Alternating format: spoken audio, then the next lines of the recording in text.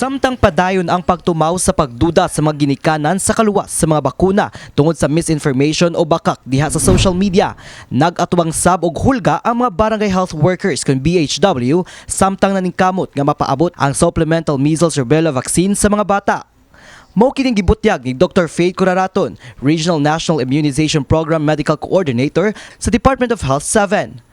Ang mga BHW nga maoy nag-unang social mobilizer sa kampanya, matod ni Curaraton, nakadawat og mga report nga adunay mga BHW nga gipangsirad-an og pultahan, hapit mapakan og ero, ug ang uban gipanggukot gamit ang bolo o sundang. How selfish, kung maingon na lang yun ta ko na maghuwat na lang siguro mig outbreak. Mo'y pinakalisod na part which is di mi ganahan ana. Kay dako na og gasto, kwarta, resources, tanan, magasto, plus luoy ang mga bata na maigo sa outbreak.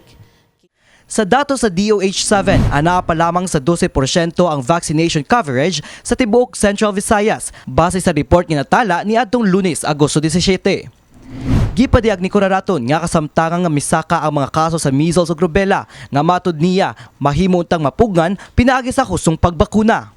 Usa sa giila sa DOH nga hinungdan sa vaccine hesitancy mao mga sayop nga impormasyon ug istorya nga mikatap sa social media, lakip ang mga pasangil nga makamatay ang bakuna. Giklaro sa DOH nga dili normal kung adunay side effect ang vaccine o kung adunay posibleng adverse reactions human sa pagbakuna sama sa hilanat ug rashes, kinahanglan kini ma-monitor sa health workers. Matod sa DOH nga ang supplemental vaccine nga gipanghatag karon di kalidad og dili magdala og peligro sa kinabuhi.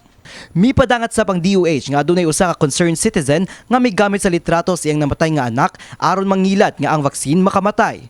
Kini gipaubos na sa investigasyon sa DOH og nasuta nga adunay QR code sa ubos sa post nga mahimong gamiton sa pagdawat og kwarta.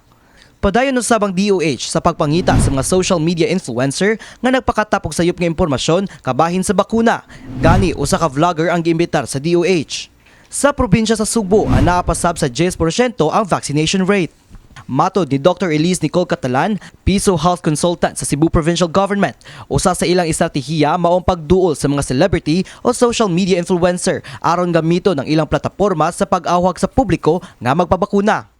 Dili ra mo gud ni karon na bata matagaan, you're providing protection for the whole community, and ang iyang translation and data and the effect of it dili ra in the next week or next month, it's lifelong for katong people na maiguan ni.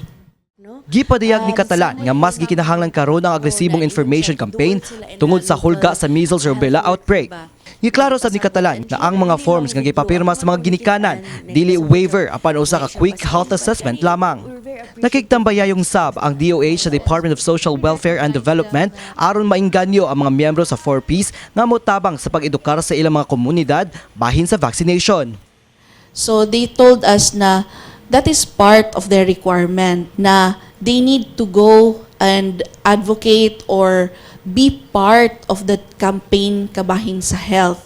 So if dili mo magkig-part na, tangtangan mo na mo grants for just July, August man to ilang giingon. Mo nang niingon sila na okay rami, matangtangan mi.